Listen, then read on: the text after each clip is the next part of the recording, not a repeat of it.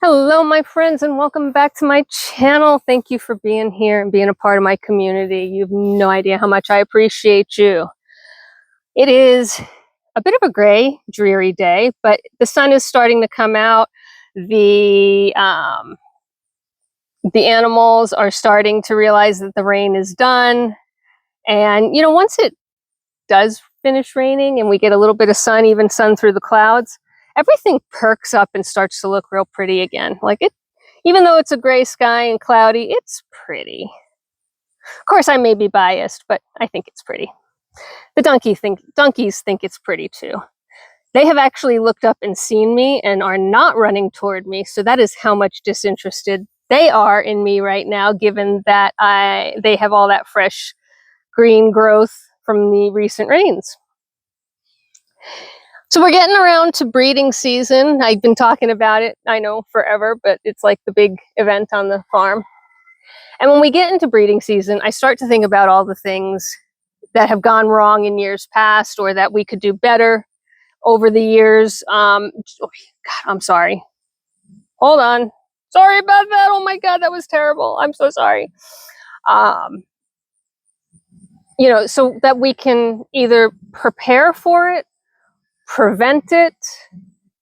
Well, prevent would be, of course, the ideal, but if not prevent, prepare.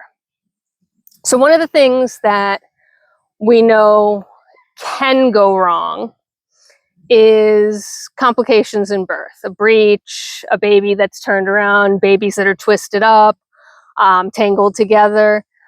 Knock wood, we really have not had much of that here on this farm.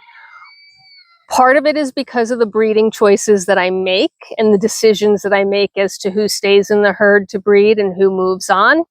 And part of that is the breed itself. The breed itself is a healthy, robust breed. It has not been bred and inbred for characteristics. Typically, most of the breeders around that I am familiar with, and I'm familiar with just about all of them, we're a small community, are not doing line breeding, which is, helpful, right? There's enough animals, enough genetics around that we don't need to breed grandparents to granddaughters or fathers to daughters type of thing. It is acceptable to do that in the goat world. I just don't prefer it. And really, it's not a practice that's happening a lot in our breed, which has led to them being healthy and happy and long-lived and able to breed naturally and give birth naturally and all the things that should happen. So when things happen or things go wrong in birth, you need to be prepared, right? You don't have a lot of time to panic. You don't have a lot of time to think about it or get help. The baby is either in the birth canal and is starting to get its blood supply pinched off, which means the umbilical cord is pinched off, right? So no blood, no oxygen, dead baby. Or it is starting to get distressed. It can, it poops in its sac. That can create other problems. Oops, where'd my donkeys go? There they are. So, all those things are bad things that happen. Do you have to act instantaneously? No. Should you act within, 30 minutes? Absolutely. Probably less than that, right? So in order to do that, you need to really be prepared. So how are we prepared? Well, of course, I have a birthing kit. My birthing kit is in I think it's a Lowe's, could be a Home Depot, I don't know, little toolbox with a handle, single case. It's like it doubles as a stool so I can sit on it. And in that birthing box are things like sterile gloves so that I can assist if necessary with gloves on. Lubrication, so that if I need to reach in and help reposition a baby, I have lubrication available to me right there and then. An aspirator, a nasal aspirator to clean out their mouth, their throat once they're born, if the mom doesn't do it right away, or if they've had a little bit of a traumatic birth and they inhaled some of the mucus, the birth fluids. I mean, it's a messy process, right? And sometimes the babies don't get their noses, their nostrils and their mouths and their esophagus as clear as they should. So you have the aspirator to help with that. Puppy pads, wee-wee pads, best things ever made. They're relatively inexpensive. They're waterproof on the bottom, so you can put them down and what's in the stall isn't going to creep up through them, right?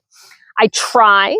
Doesn't always work, but we try to have the baby being born onto the puppy pad, right? So that's a nice clean surface. Again, doesn't always work. Mom doesn't always cooperate with us about staying still. And the baby sometimes doesn't always cooperate falling in the right place, but we attempt it. And then we use those to clean all of the fluids and the mucus off, right? You rub them down with, 2 or 3 puppy pads, wee-wee pads, and it sort of pulls all that initial fluid off the baby. So all of those things are in my birthing kit. What else? Pair of scissors.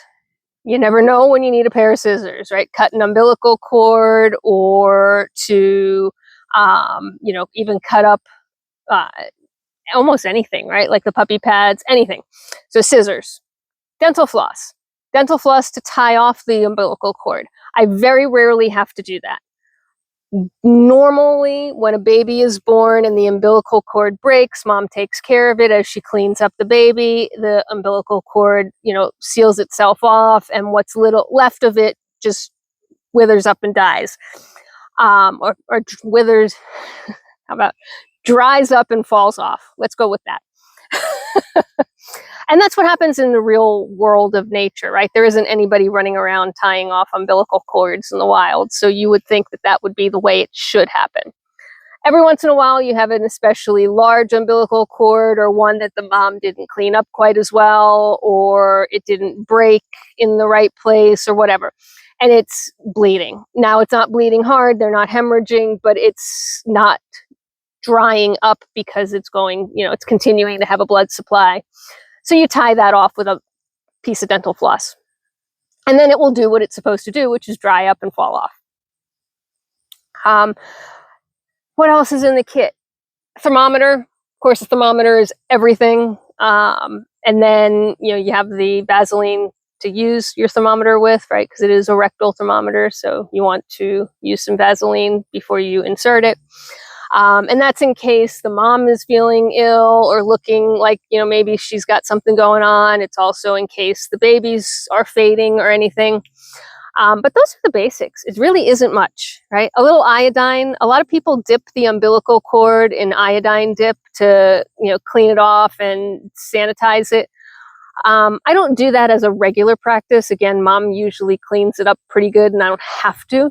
But if the baby fell not on a puppy pad and in a particularly dirty spot, then we'll use an the iodine dip just to disinfect it a little bit beforehand. But you do that, and then mom doesn't want to clean it up, right? Then you have to take care of it. So again, ideally, you're not doing that.